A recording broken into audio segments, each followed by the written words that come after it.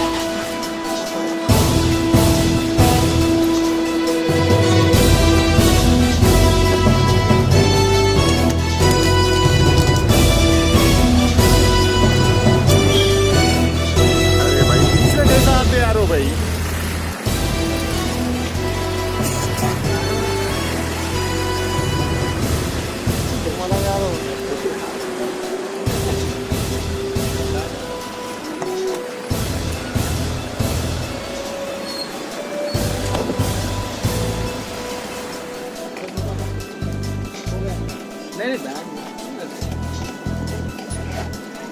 आइए बैठिए। ठीक है ठीक है ठीक है आइए आइए।